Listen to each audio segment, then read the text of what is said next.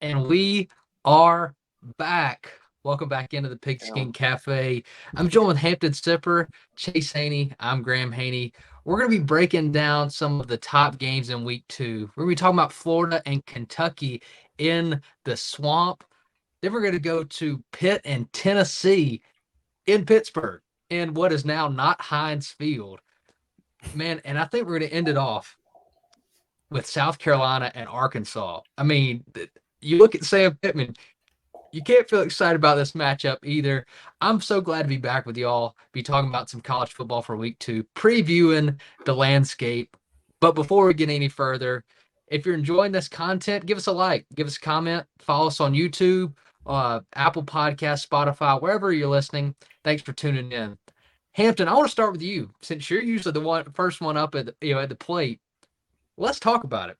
Let's talk about Florida and Kentucky in the swamp. Florida coming off a great win against Utah. Billy Napier's tenure in Gainesville starting off hot. Tell us what you think about this matchup. Well, I can tell you this, Graham. I'm really excited for this matchup. It might be, even as an Alabama fan, I think this is the game that I'm looking forward to most in week 2, just because there's so many interesting storylines. It's a more compelling matchup than I thought even going into the year because of the performance that Florida put on the field Saturday against Utah. I know I talked about that in the last episode, and I don't want to relitigate that, but Anthony Richardson really took a step forward, and I think he's going to give this Kentucky defense fits. I thought Kentucky played all right against Miami of Ohio. They were solid. Will Levis had a pretty good day. Barryon Brown had that kickoff return for a touchdown. But I think this is a game where they're really going to miss Chris Rodriguez. I know he's suspended for 3 or 4 games at the beginning of the year due to some offseason trouble. And I think they're going to miss that ground attack. And I'm going to be honest with you. Heading into the year, I would have said Kentucky all the way. I'm picking Florida to win. I'm thinking the swamp is going to matter like it did against Utah. Utah had trouble dealing with that noise, with that humidity. And I think Florida behind Anthony Richardson, behind their running game that looks to be really good this year, and that defense that's a little more feisty than you'd think. Give me the Gators winning this game and pulling the semi upset. Chase, what do you think, man? Yeah, I think that I agree with you, and again, I'm trying not to fall back into this pit of just picking who I want to win. But I think that what you're talking about is spot on. I think that Florida's they don't go undefeated. They're gonna meet their match at some point. But like you said, Kentucky didn't play all that well against Miami of Ohio. It's like you take away the kick return, that kind of stuff. It's like, hey, how much did they really show me? And again, this is not the you would have hoped that that game would have kind of woke your team up. But going down to Florida, I think that Florida's already been woken up. I think that they've also showed that, hey, when we work hard, we've got a guy at the helm that's casting vision. He's coaching. I think that there is probably they might be as bought in now as they'll ever be.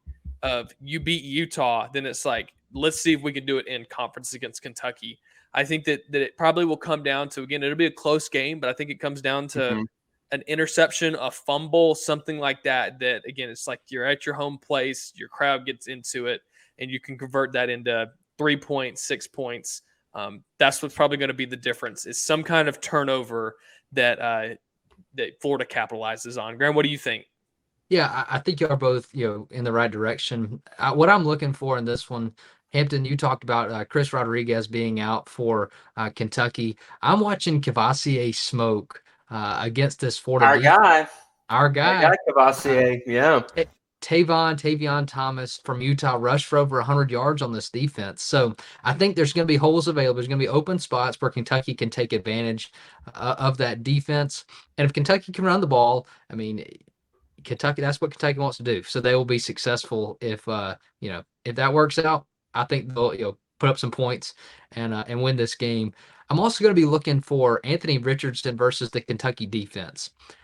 Anthony Richardson rushed for 3 touchdowns against Utah, and I think Kentucky's going to have a spy on him. They're going to play their safeties back. They're going to make him make throws. And to me, that's what's going to be the biggest difference in this game. If Anthony Richardson can make throws, Florida will win.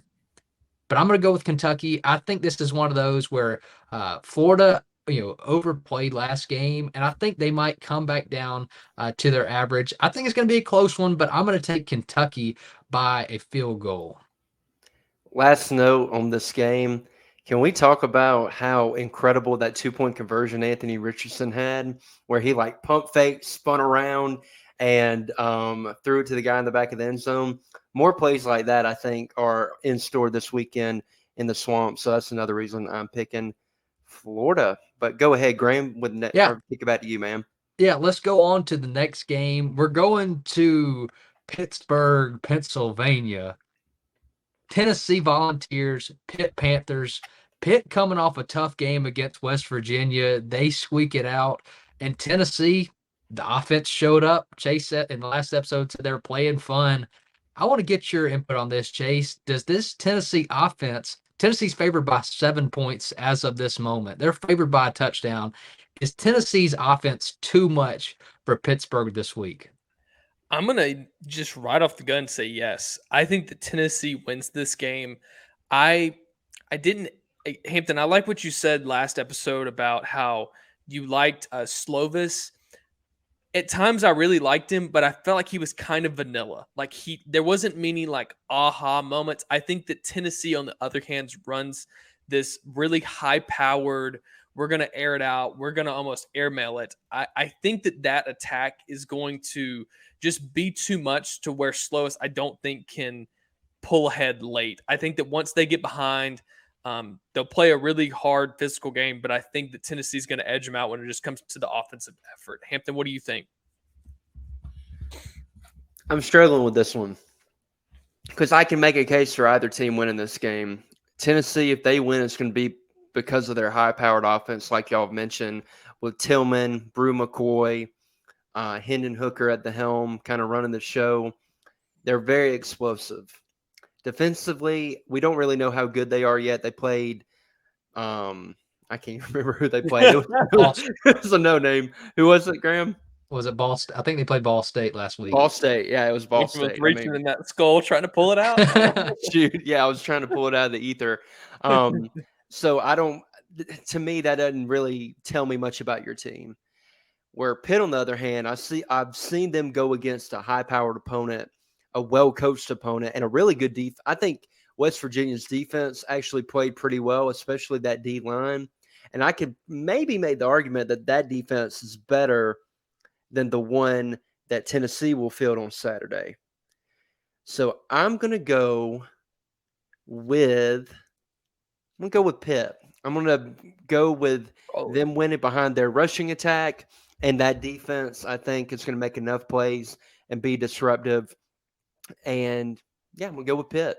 Graham, what about you, man?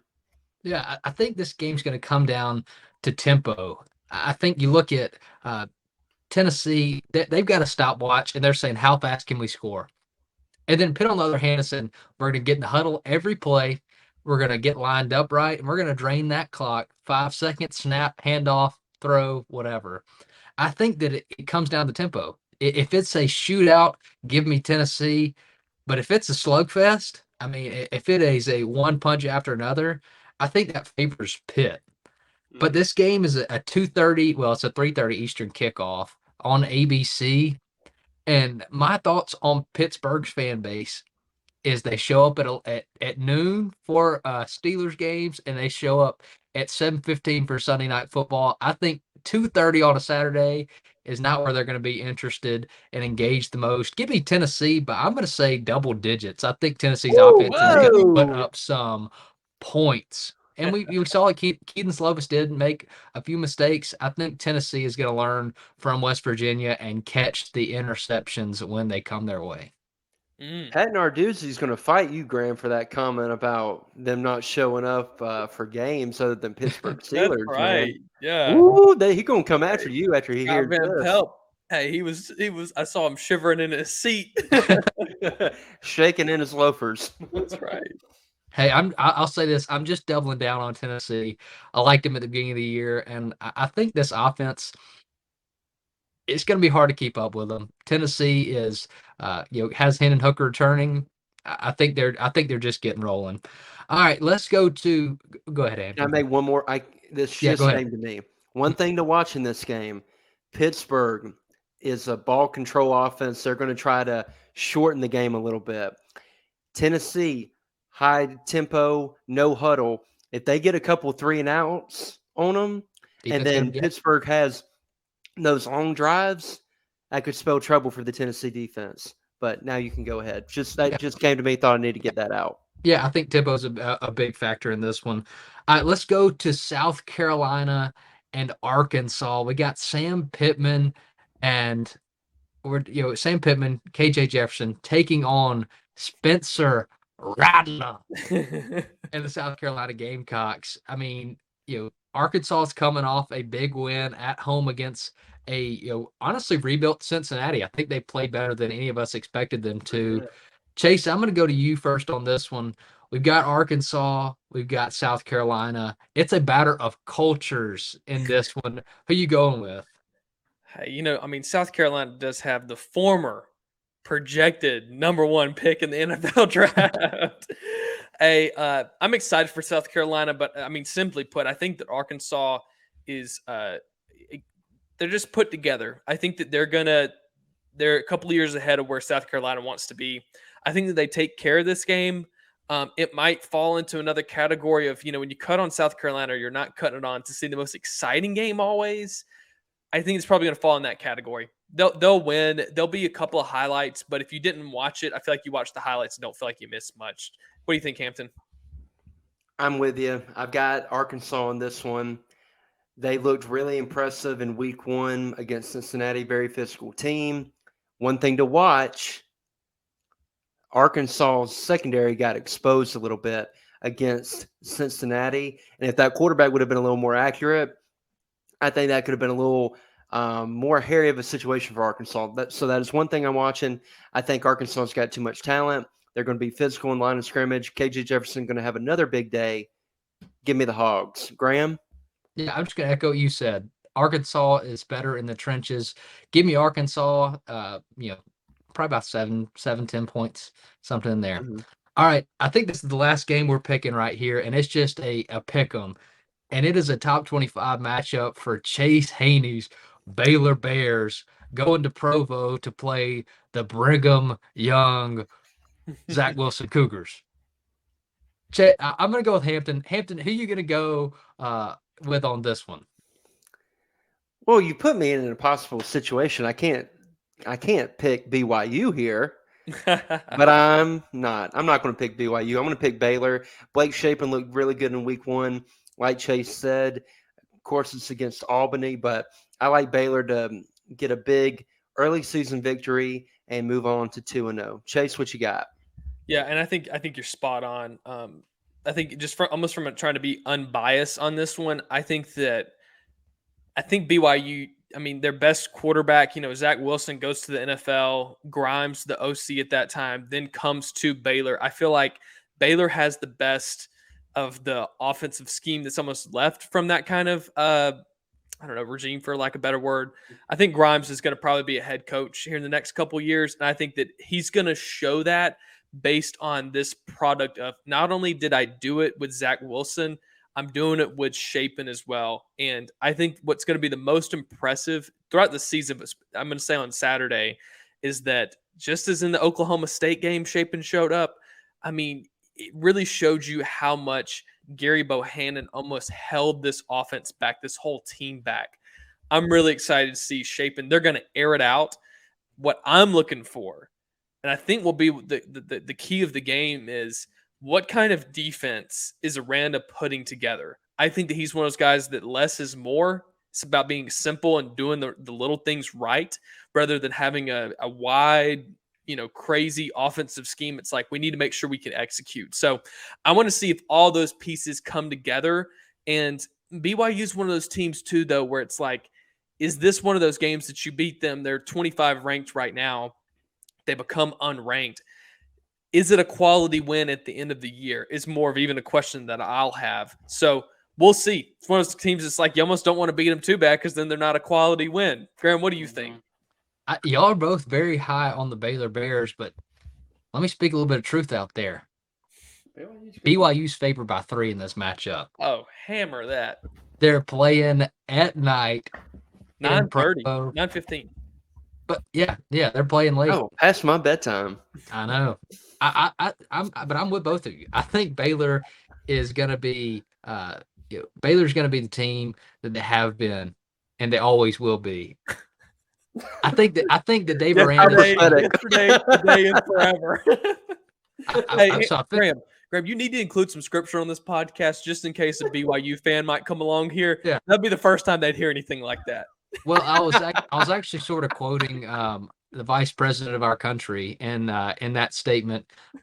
So I'm going to go with Baylor. I think that BYU plays an offense that is very similar to other Big 12 opponents. And I think Dave Aranda has shown that he can solve those. He can fix those. I think that defense, that was just a tune-up game against Albany. Give me Baylor and the Bears beating the Cougars. Well, I think that's going to wrap it up for this one. Thank you all for joining us. If you haven't, like the video, comment with us, subscribe to our channel. And until next time, the Pigskin Cafe is closed. But until next time, chew on that.